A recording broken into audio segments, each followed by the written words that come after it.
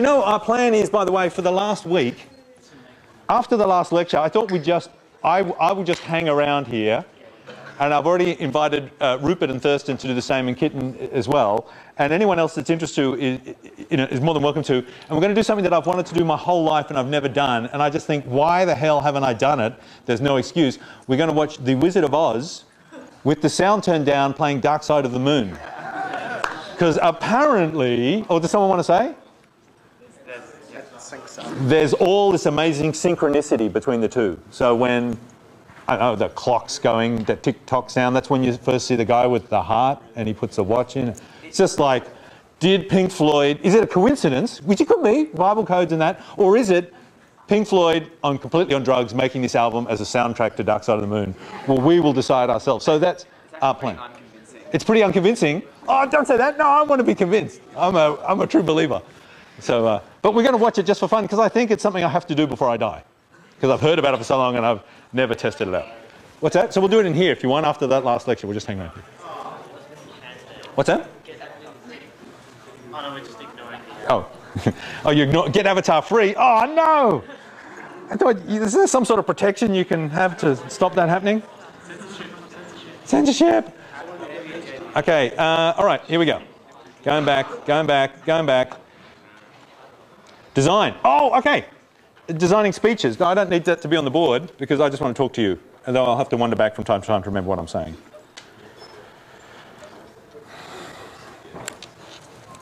So, a very exciting thing happened a couple of days ago. I had been trying very hard to arrange to give the graduation address coming up in May because a lot of my students that I taught 3 times in a row in 3 courses sequentially, which has never happened before in the history of ever for me, and some of you guys I've taught twice in a row, it's very exciting. Well, I taught them 3 times. Some of them, a lot of them are graduating in May. So I begged and pled, could I give the graduation address? And anyway, it turned out, I found out yesterday that I could. So I'm going to be giving the graduation address, which means a speech, which is very exciting. So I thought, okay, I want to give a really awesome speech to these guys because I really, really love them. And so I started thinking about how to write a good speech. And I have given quite a few speeches in my life, and I have a whole lot of thoughts about how to write a good speech. And as I was doing it, and I was writing my notes and just planning and just walking around thinking, what I'm doing is designing a speech. And I thought, okay, well, maybe in the design lecture today, that's something that would be interesting to talk about, because I like talking about design in different areas. So maybe we could talk about designing in speeches, how you design a good speech. So, because you may well be called on to give a speech at a 21st or your best mate's wedding or something like that. And there are good speeches in the world and bad speeches in the world. And let's just think about how we design a good speech. And along the way, I'll tell you some of the ideas I'm having about this speech I'm going to give. And hopefully you can give me some good ideas too. And we'll do this for about half an hour or slightly less, because then I've got something else to do. So I was thinking that designing a speech, first of all, what I did was I Googled great speeches, and I got a lot of advice from people that say how to write a great speech, but I was actually more interested in actually finding great speeches. And I have on my Mac anyway, I subscribe to a couple of iPod channels where great speeches from history get released from time to time, and you get to watch them. So I've heard many of the great speeches from history. I'm very interested in them. And I was searching around and I found many more, and I've just been listening to great speeches and thinking about great speeches and trying to analyse what makes them good and what makes them not good. And I also looked at all these advice columns that came up when I Googled, but the advice I didn't really like, actually. I thought the advice was pretty mundane. And then I've thought about speeches from my own life that I've encountered that I've liked, and then I thought about speeches from my own life that I've encountered that I haven't liked. So this was the data gathering phase that I was going through to construct this speech. Because I think all design tasks are sort of the same in that, first of all, you just gather a whole lot of information and think about it. Then you go through, you try and understand exactly what the problem is you're trying to solve. And if you remember, I don't know if anyone's seen Bill and Ted's, no, not Bill and Ted, The Princess Bride. Has anyone seen The Princess Bride? Yeah. There's this bit in The Princess Bride where Wesley's completely paralysed and they have to storm the castle, and the wedding's happening in the castle, and his beloved is about to marry the evil prince, and the castle has like 40 guards outside and is completely locked, and he's completely paralysed, and he has 2 friends, and they have to get into the castle, and they've got like 5 minutes to do it, and they're just peering over the wall looking at the castle. I don't know what's below them, looking at the castle, and there's just like 1 million men outside, and there's 3 of them. And Wesley goes, right, okay. First thing, list our assets. And they go, well, we've got us.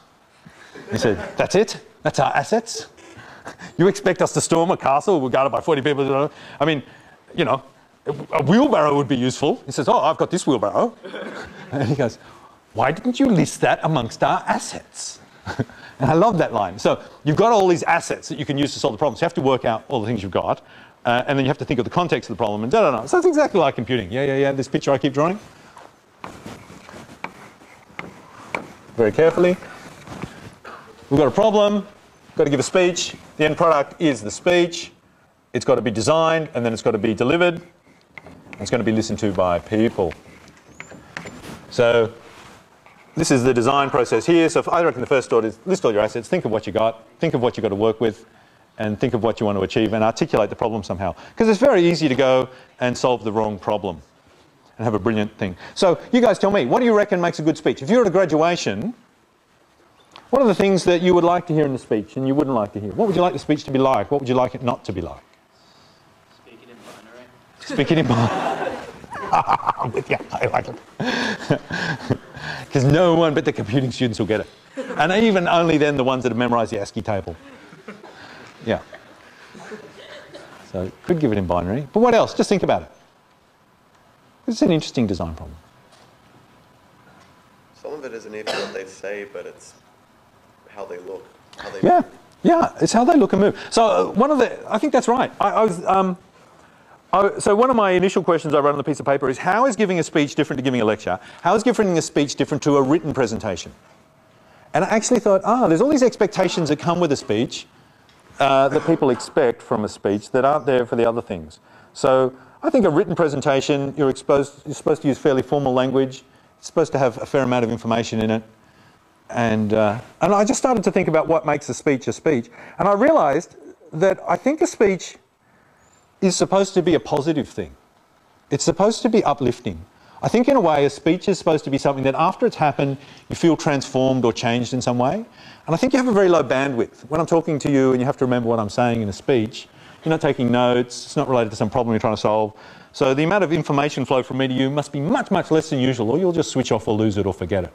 So probably I should just have 2 things to say or 3 things if I'm lucky. And that should be the takeaway points. And I think the objective of it is, in some way you'd like the speech to be transformational, because I think of all the great speeches that I like, and they're all ones where people are setting out to do reasonably ambitious things and talking about noble things. And the whole notion of a speech, like when it happens in Shakespeare, is normally when something significant's happening. It's not conversation. So I think it has these sort of lofty goals. So I think things that would be out of place would be negativity. I think being negative or sarcastic or down in any way, it just doesn't seem quite right to a speech, though you could probably do it in a lecture. I don't know, but I don't think you can pull it off in a speech. I think it has to be, it clearly has to be not about the person giving the speech. And I actually got most of my good thoughts about what makes a good speech from the piece of evidence I gathered by remembering 3 or 4 years ago when I went to another graduation ceremony as one of the academics on stage. I like going there, and as all my students get their prizes, I'm just grinning.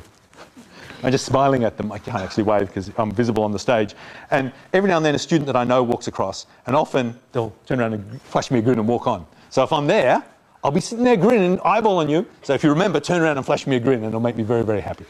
I love graduations. They're very, very cool. Because you guys, look at you. You're just riff-raff. You're nothing. And then you go to graduation, you come out and you're all grown up, and it's just fantastic. And you're going off to do amazing things. It's just really cool. It's the best thing. I think all teachers should go to all graduations. So I did a couple of years ago went to a graduation, and I heard what would have to be the worst speech ever. And it was actually so bad that the first couple of things that the person did that was, I won't say who it was that gave it, the first couple of things they did, I was thinking, I wish I had pen and paper to write this down, because this is really good, like, for learning smells. I really like a way of learning things by learning smells, learning what not to do. And so I was thinking, I'll remember it. And then after a while, I was starting to go, there's 5 of them, and I have to do like little memory tricks to remember you tell a little story and you have acronyms and things, because I'm never going to remember. And it just kept coming, and it was just thing after thing after thing. And after a while, I just had to giggle. I thought, you couldn't design a worse speech. If you set out to give a bad speech, it wouldn't be as bad as this speech. And then I thought, I need to get this video of this speech and I never did because I'm a procrastinating, hopeless person, but it really was completely amazing. So I thought one of the roles of a graduation is to make the students feel good about themselves. So he didn't even fit in with the, this is the thing that I literally was giggling at this stage. The guy gives the speech, and then he sits down, and then the dean or someone important stands up and says, thanks for that speech, graduation address. I think the graduates have all been inspired by what you just said. And then he says, and then the dean or someone says, but you know, this graduation isn't just about you guys. It's also about your parents who have supported you through your whole life and brought you here, and we're all celebrating and rejoicing together because it's a communal thing, and your parents are so proud of you, and they've done so much, and they never will be acknowledged, and you'll probably not even know until you have kids yourself all the things that parents do. So I'd like you to acknowledge your parents now. So graduates, if you wouldn't mind, just stand up and turn around and applaud your parents. And that's normal, and the dean does it, and they do it, and the parents feel good and everything. Yeah, that's not happening. Well, so this guy was like sabotaging future people's speeches. So he was, in the middle of his talk, he says, you know, I think you should all stand around and turn around and clap your parents. And like half of them sort of stand up, but everyone's hating him at this stage, so no one's doing it. And I could just see the dean in the corner going, he's getting a pencil out, and he's, what am I going to do to my speech? So this guy was like causing chaos at Ripple. And he was just talking about himself over and over again. And it's not the role of a speech. I think my idea when I was trying to picture it last night is, a speech is like, if I was giving you guys a speech, it'd be like, I'll be telling you something amazing, but it wouldn't be something amazing about me, though I think it has to have this personal touch. So I think speeches are best when they're really honest and sincere, and I think one of the ways of doing that is you involve yourself as a speaker in the talk, so you're making yourself open and vulnerable. But that's only to establish trust between you. It's not to show off about how cool you are. So I imagine a speech is like this, that you're saying to the people, guys, there's something amazing, and we're all gazing at this amazing thing in wonderment, and I'm just like drawing your attention to it. But you know, I'm not the amazing thing, it's the thing we're all looking at. It's like the Hubble. Has anyone seen the Hubble deep field images? Yeah, they're just amazing, aren't they? They're just completely awesome. So right now, if I was doing a speech, we could put the Hubble deep field image up there, and we'd just look at it and go, you know, because they just pointed the Hubble, you know, they just pointed the telescope at this little area of space, and which looked dark, and no one thought there was, you know, we hadn't seen anything there. They just pointed it there and left it pointing it there for a ridiculous amount of time. Then they processed the image and made images of what they saw after waiting a ridiculous amount of time. More than 3,000 little objects were found in that range. Most of them are galaxies, potentially containing trillions of stars. So, and the field they were looking at is about as big as if you held your thumbnail in front of you like that, the amount of space that your thumbnail would occupy. So they looked at this blank area of sky with nothing in it. It's that big, and it contains just what we can see just using the Hubble. I mean, who knows what you could see if you had something better. It contains 3,000 galaxies potentially containing trillions. I mean, the universe is just so awesome. So I think a speech should be just reminding you of what an incredible world we live in and how fantastic everything is and how, you know, the potentialities of life. You know, that's, I think, what a speech should be like. So, but you know, all the advice column stuff about how to design a good speech, they just talked about how to stand and where to put your hands and not to fiddle, or not to mumble, and you know, all this sort of mechanical stuff. And to be fair, the guy giving the worst speech ever did walk around a lot, kept fiddling, and he had this wonderful mumble trick that he'd build up to a climax, and just as he was about to say the most important thing, he would suddenly mumble incoherently, so you couldn't hear what it was. So you'd be listening really, and you couldn't hear it. And you'd get really excited because it sounded like it was going to be good, and it was, because it was... I think he was paid. I think he was an actor to do it. So all the advice was about the mechanical stuff, and it made me think that's a lot like designing programs, isn't it? To write a good program, you've got to do all this awesome stuff. But it doesn't count if you can't program. You've got to know the syntax of the language, you've got to be able to debug, you've got to be able to work in teams, you've got to be able to do all that mechanical stuff. If you can't do that, you can't do anything. So it's reasonable to give that advice, but somehow that advice is not enough. So if in this course, all we were teaching about Java was the syntax of Java and how to debug Java programs and things like that, we'd be doing a really big disservice, because then you'd go out and you'd be expected to write great programs and you know nothing except don't mumble, don't fidget. You know, that, it's necessary, but it's not sufficient. So I looked through my collection of awesome speeches, and I thought I'd just share with you some of the speeches that I think are truly awesome.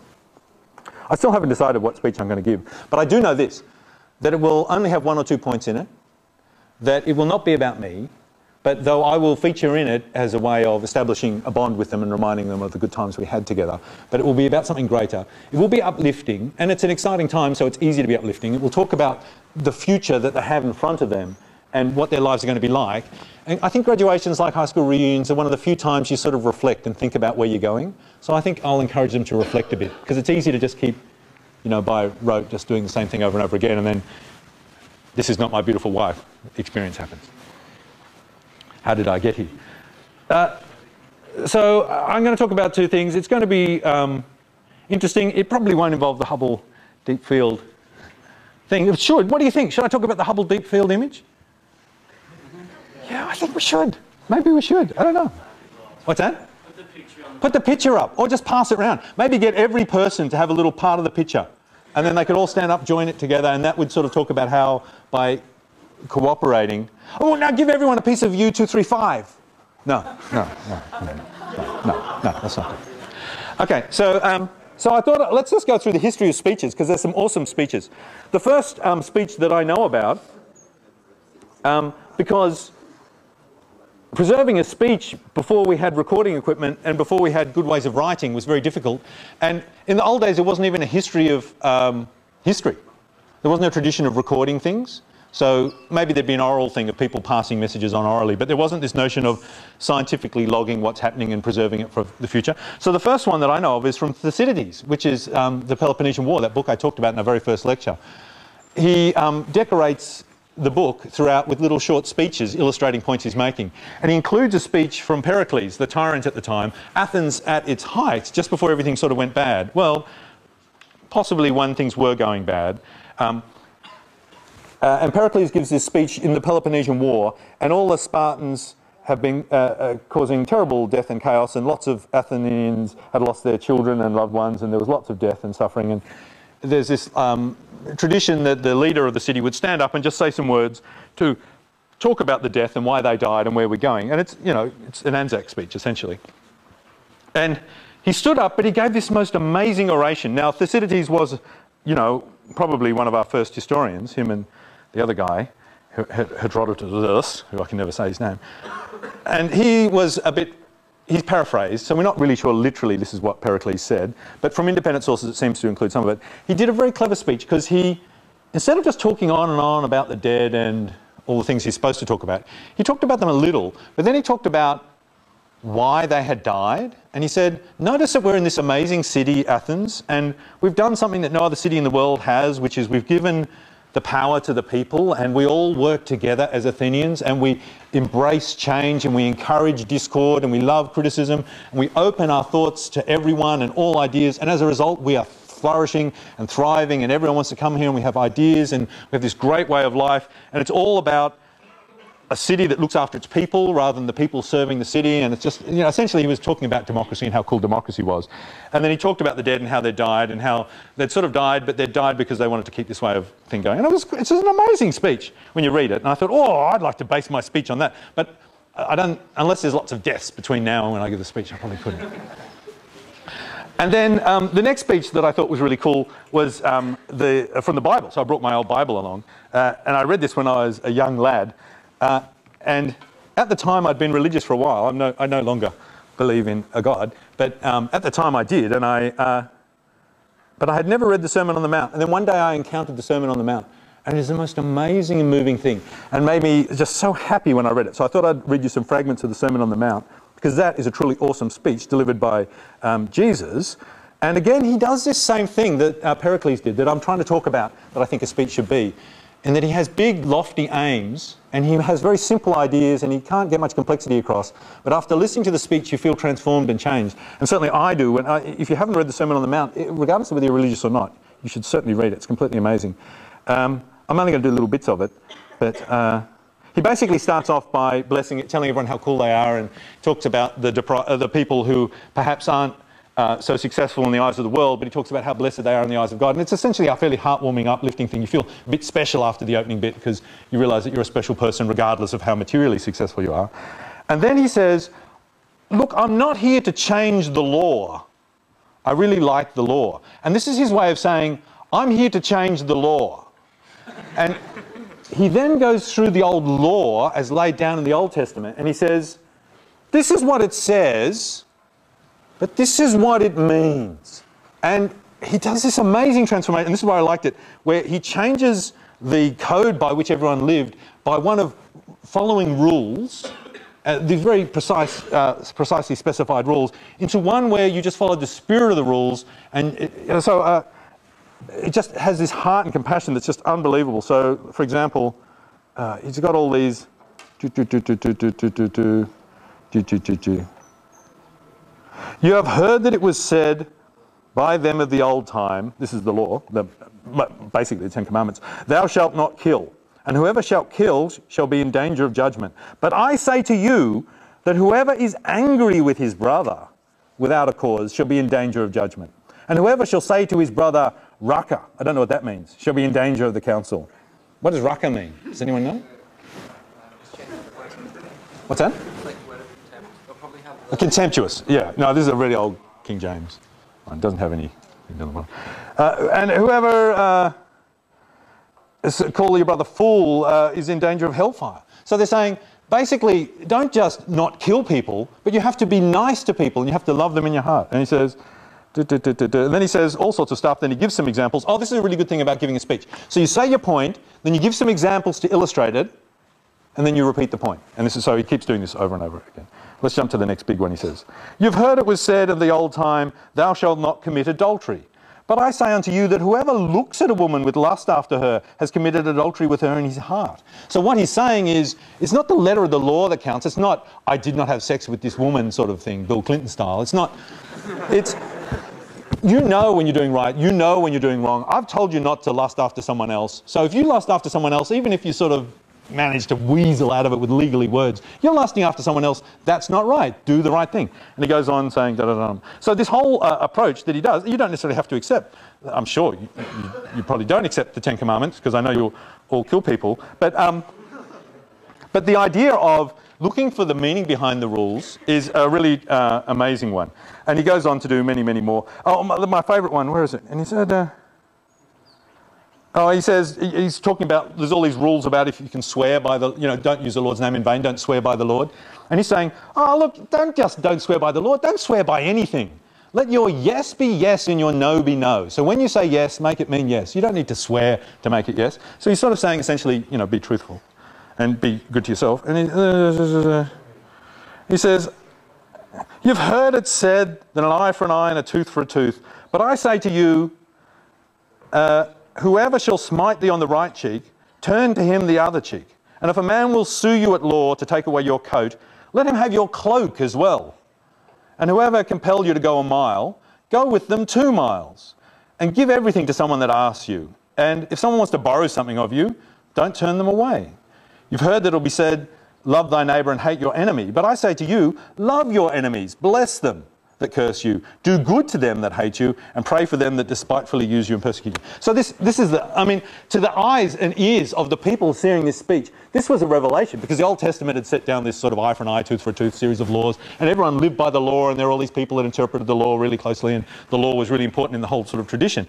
And he was coming along essentially saying this really uplifting thing about just being a decent person and being nice and compassionate. And it's very hard, even when I was a Christian, it's very hard to live by this. I would still try and live by this now, I reckon, even though I'm not a Christian.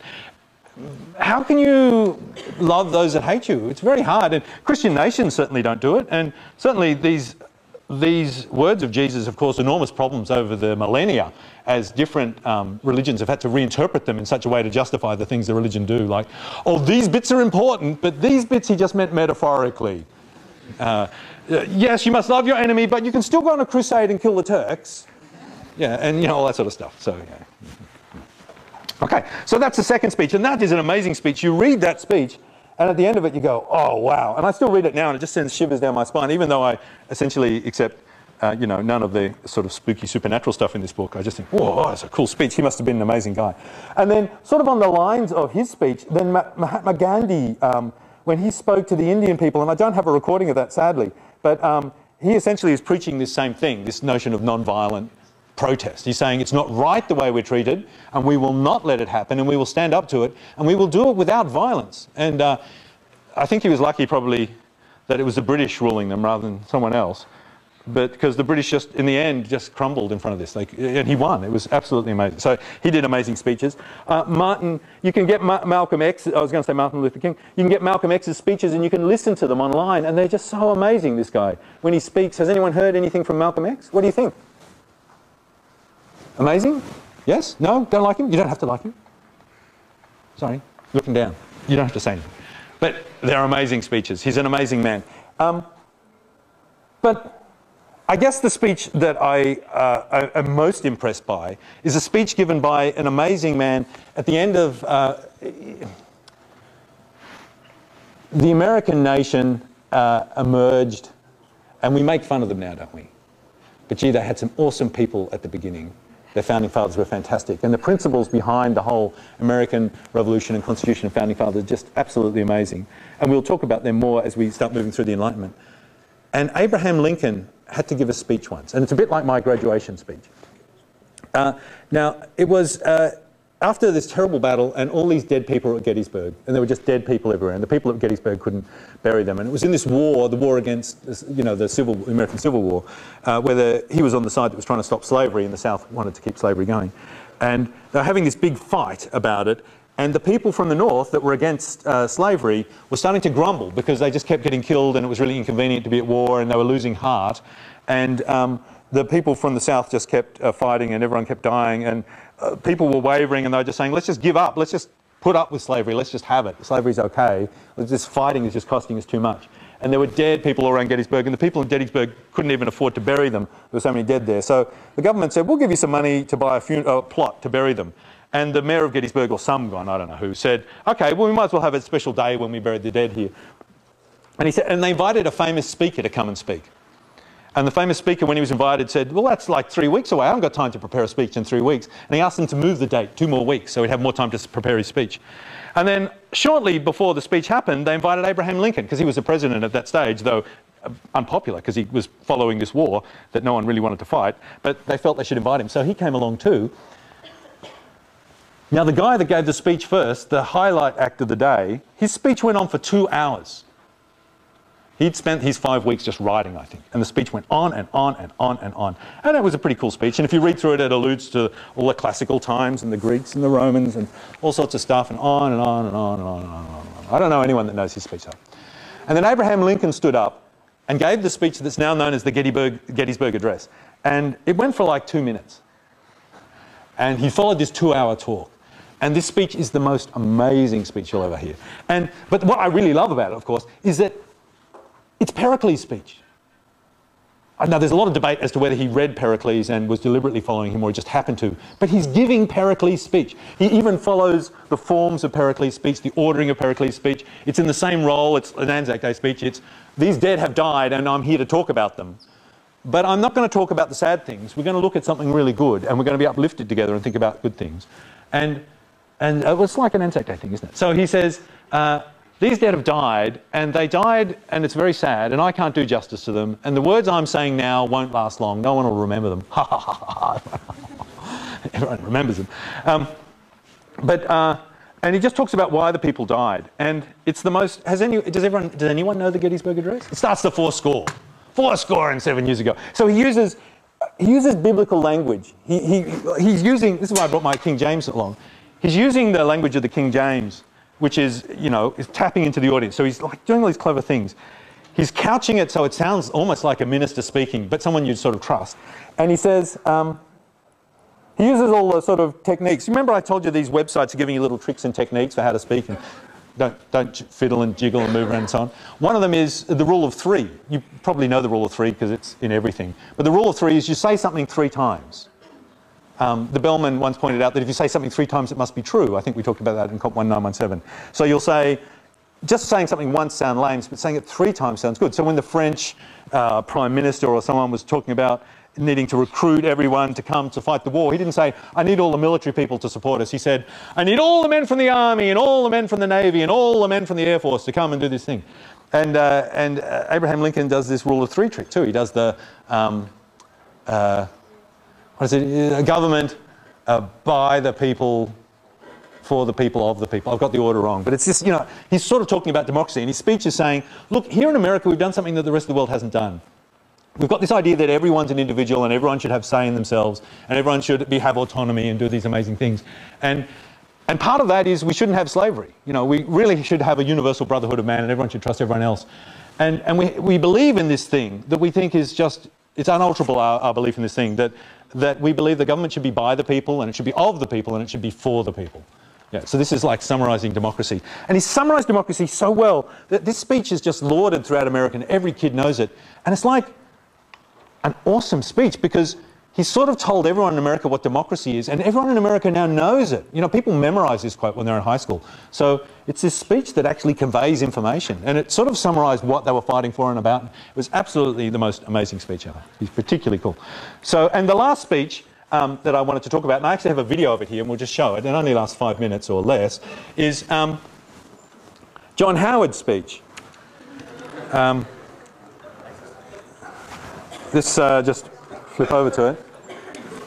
As you remember, say what you like about John Howard. And now I'm going to show you this speech.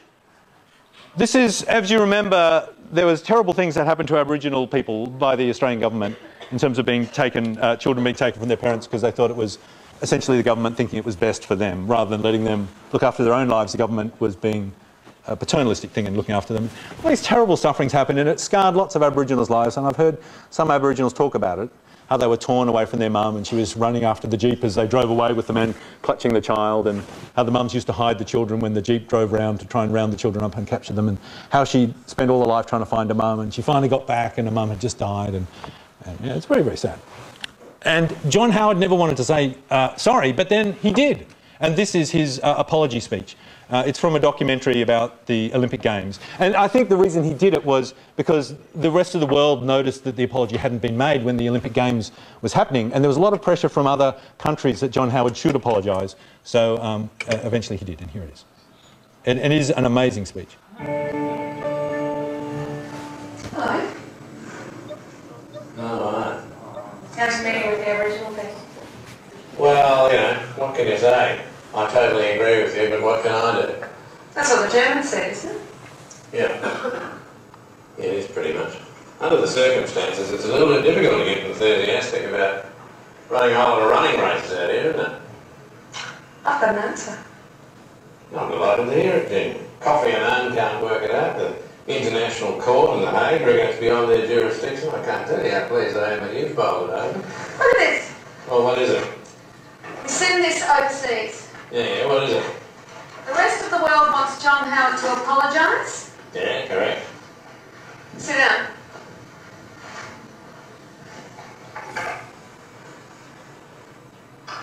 Good evening. My name is John Howard, and I'm speaking to you from Sydney, Australia, host city of the year 2000 Olympic Games. At this important time, and in an atmosphere of international goodwill and national pride, we here in Australia, all of us, would like to make a statement before all nations.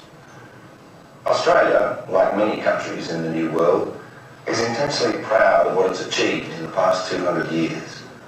We're a vibrant and resourceful people. We share a freedom born in the abundance of nature, the richness of the earth, the bounty of the sea.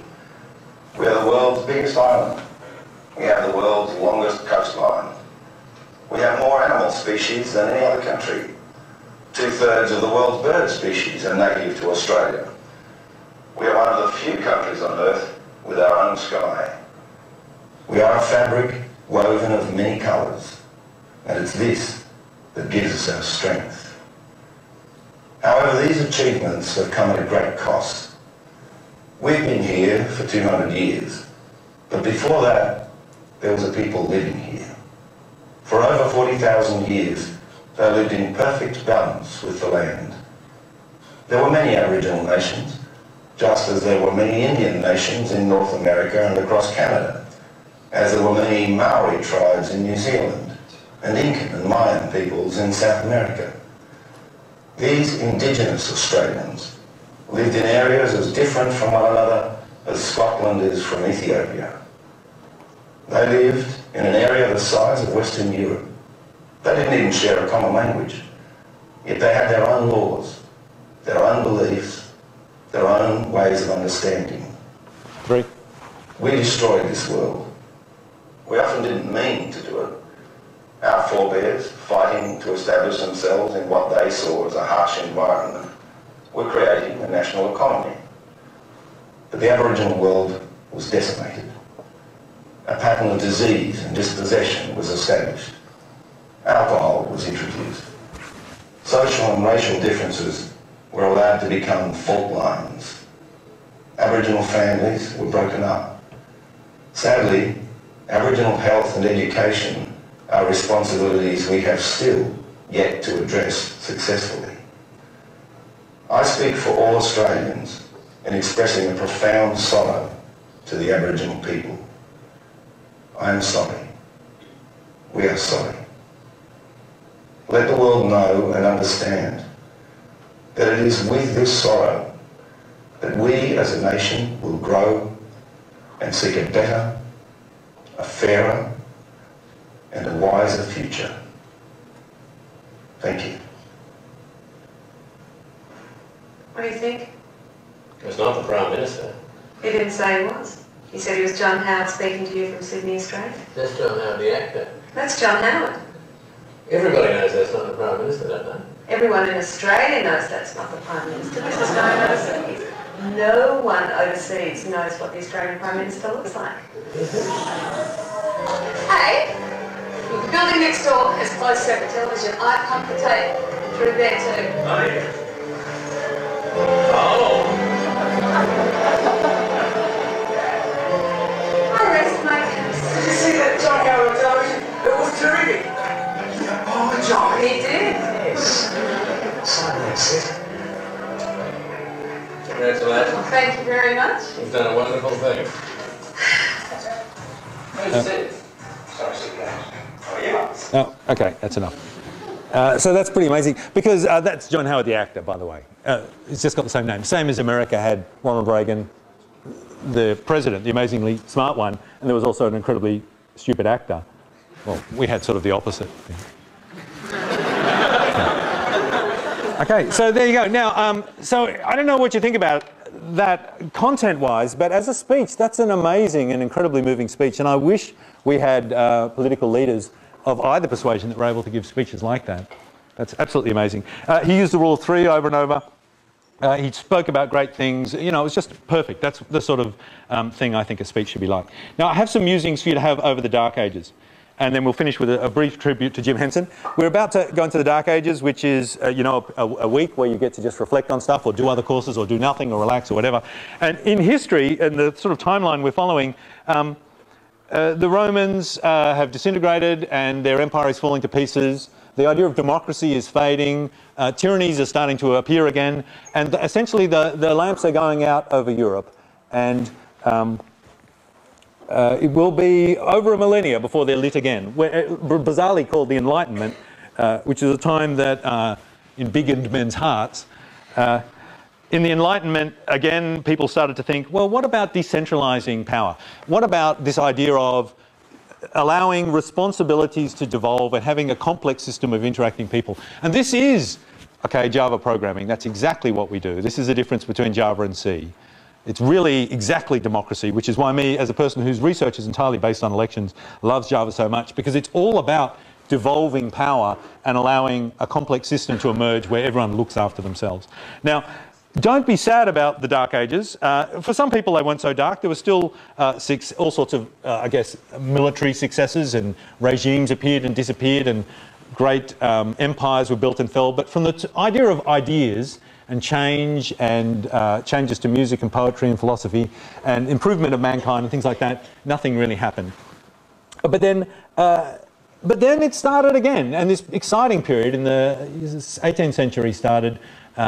People started thinking again, and it was to lead to all sorts of amazing things. And we'll talk about the American and French revolutions. Now, Jim Henson, and at this time, there was this great hope, and people started saying, the world should be ruled by reason, we should love each other, we should have respect for each other, we shouldn't have one person trying to control everyone, we should allow everyone to have responsibility for themselves, and collectively things turn out to be infinitely better and the system is infinitely more powerful. And everyone was very excited by this. The Enlightenment was a very exciting idea as these ideas took hold like wildfire. And someone wrote a poem called The Ode to Joy, sort of about universal man, brotherhood and faith in mankind. And Beethoven, who was around at this time and inspired by what was happening in the Enlightenment, set Ode to Joy to music, to the last part of his Ninth Symphony. And Jim Henson, who is my favourite guy of all time, who started the Children's Television Workshop and is just a very gentle man, but all about educating and helping people and improving the world and all sorts of things. This is a song that, although he didn't write it, and he in fact had nothing to do with it, it's a tribute to Jim Henson as we leave on the Ode to Joy, and I look forward to seeing you after the Dark Ages in a week's time, and we'll just go out on the Ode to Joy.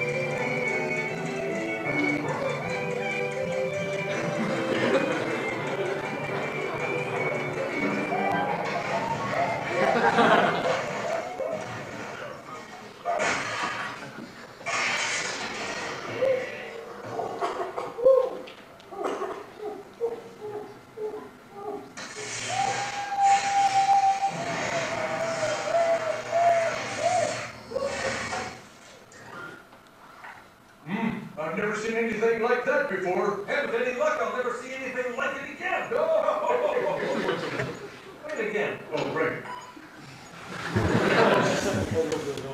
Yeah. Okay. All right, guys. I'll see you in a week.